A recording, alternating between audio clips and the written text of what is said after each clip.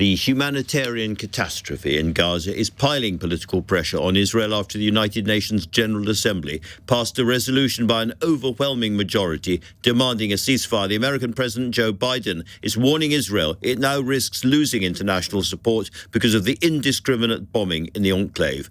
In all of this, Britain abstained on the ceasefire question while America voted against it. In the end, of course, the real issue is about the strength of American unease about what is happening. Arguably, only Washington can really bring about a ceasefire, and perhaps not even Washington. I'm joined now by General Ben Hodges, former commander of the United States Army Europe and former commanding general of NATO's Allied Land Command.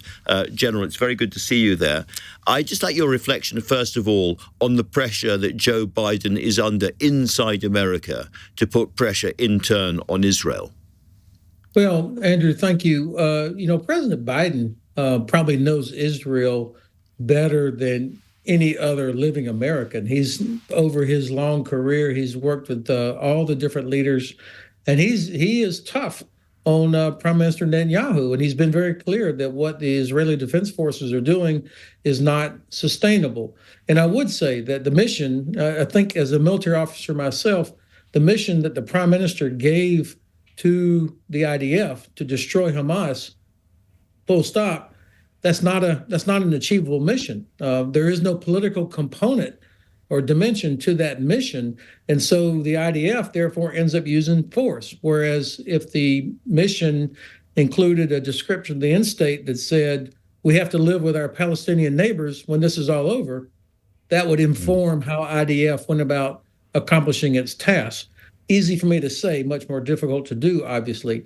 So the president, of course, he's under pressure domestically because you've got a lot of people that see the Israelis as the bad guy here. They conflate Hamas with all Palestinians, and so that is going to affect the American domestic political scene.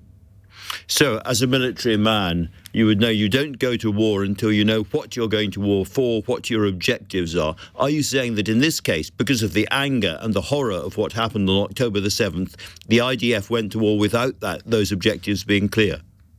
Not the objectives that I think that they need.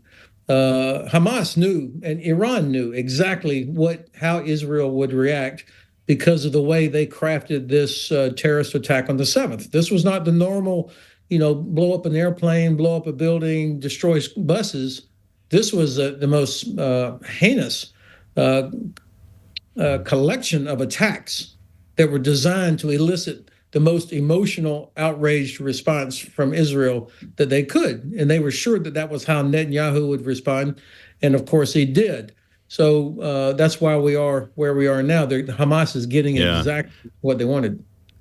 What is your understanding of the real influence of the United States over Israel? Or in other words, if President Biden says to Prime Minister Netanyahu, stop now, we insist, or I'm pulling all my aid and my support for you, does he do it? In other words, do they call the shots from Washington?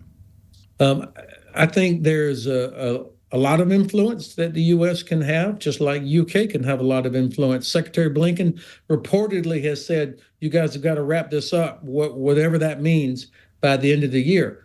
But my sense is that the prime minister and his government, they have zero interest in doing any of the things that the U.S. is asking for. The two-state solution, get the illegal settlements under control.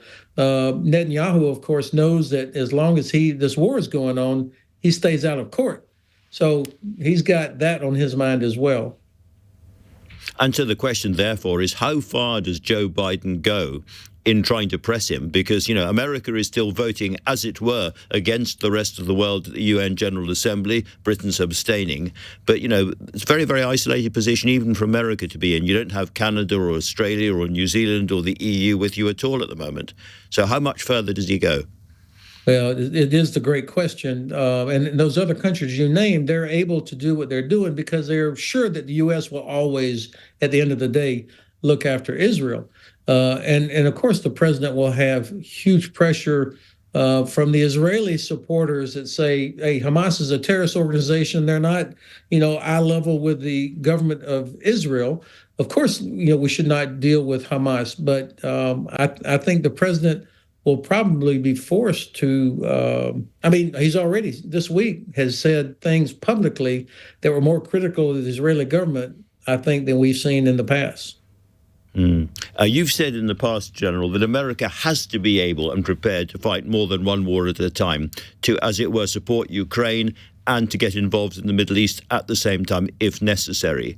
In that context, what is the real strategic damage to the United States if Israel is forced into some kind of peace deal or surrender that it does not feel gives it security, if this ends up with a result which is seen across the Middle East as a victory for Iran and Iran's proxies?